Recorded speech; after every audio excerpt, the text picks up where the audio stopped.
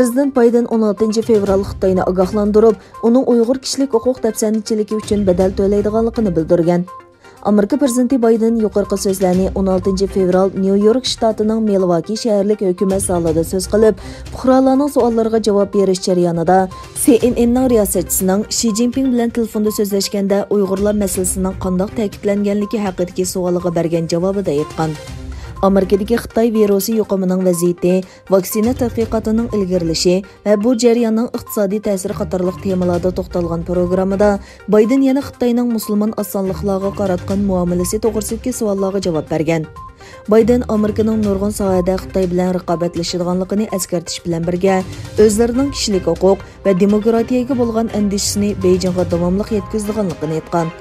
Xitoyning Uyg'urlarga qilgan ziyonkashlik qilish to'g'risida so'ralganda, Biden Xitoy kishilik huquq dafsandichiligi uchun bedel to'laydi. Buning ta'siri cho'ng bo'ladi. Xi Jinping mo buni biladi degan.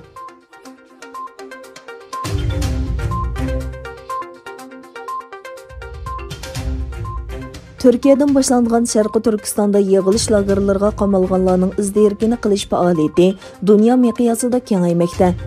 Qozog'iston, Amerika va Avstraliya qatorliq davlatlardan keyin Germaniyaning Myunxen shahridagi Xitoy konsulxonasi oldida oilamlarda faoliyat o'tkazildi. Xitoyning sistemalik assimilyatsiya va irqiy qirg'inchilik siyosatining markazida yer olgan yig'ilish lagerlariga qamalgan Uyg'urlarning izdirkini qilish faoliyati bir oydan ko'proq vaqtdan buyon Turkiyada davomlashmoqda. Germaniyadagi Uyg'urlar 16 fevral Myunxen shahridagi Xitoy konsulxonasi oldida Xitoyga qarshi faoliyat boshladi.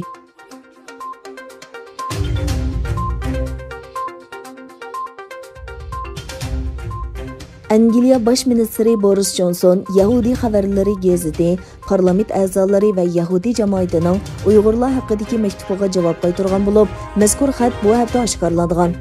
Bu maktubda Angliya hukumatining Xitoyning Uyg'urlarga qarshi sistemalik ziyonkashlikni oldingi o'ringa qo'yadiganligini aytgan.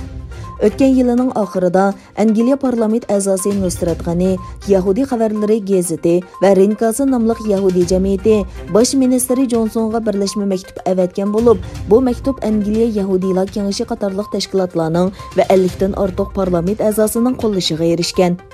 Boris Johnson javob xatida o'zining Sharqi Turkistondagi kishini andishiga soladigan vaziyat haqidagi andishlarini o'rtoqlashadiganligini va Angliyaning Xitoyni javobgarlikka tortishda boshlamchilik rol o'ynaydiganligini o'tirg'a qo'ygan.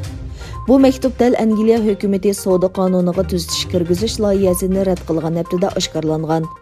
Mazkur qonun loyihasida Angliya sud mahkamalariga bir davlatning irqiy qirg'inchilik sodir qilgan qilmaganligiga doir delillarni qabul qilish va hukm chiqarish huquqi berish tashabbus qilingan.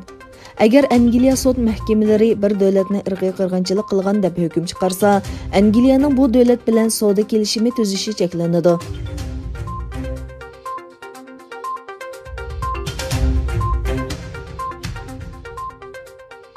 Yevropa statistika idorasining sonliq ma'lumotlariga qaraganda, Xitoy o'tgan yili Amerikani orqada qoldirib, Yevropaning eng chong savdo hamrohiga aylangan.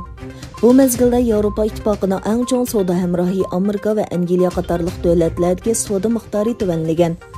Amerikaning Yevropa ittifoqi bilan bo'lgan savdo miqdori 2019-yildagi 746 milliard dollardan 2020-yili 671 milliard dollarga tushib qolgan. Yevropa ittifoqi statistika idorasining sonliq ma'lumotlariga asoslanganda, Yevropa ittifoqining Xitoydan import miqdori oldingi yilga solishtirganda 5.6% oshgan bo'lib, eksportimi 2.2% oshgan. Savdo miqdori 696 milliard dollarga yetgan. Davolash uskunalari va elektronlik uskunlarga bo'lgan kuchlik ehtiyoj Xitoyning Yevropaga eksportini oshirishda turtkilik rol o'ynagan.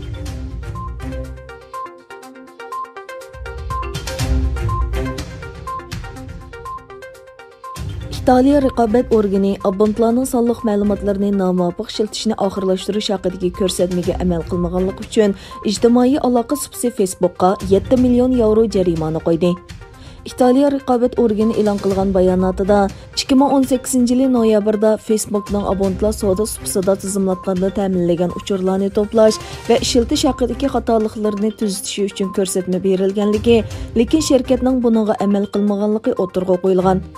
Oldingi hafta Fransiya Google'ga davlat ichidagi mehmonxonalarning rad tartibi masalasida iste'molchilarni qaymoqtirdi deb 1 million 100 ming yevro jarimani qo'ygan.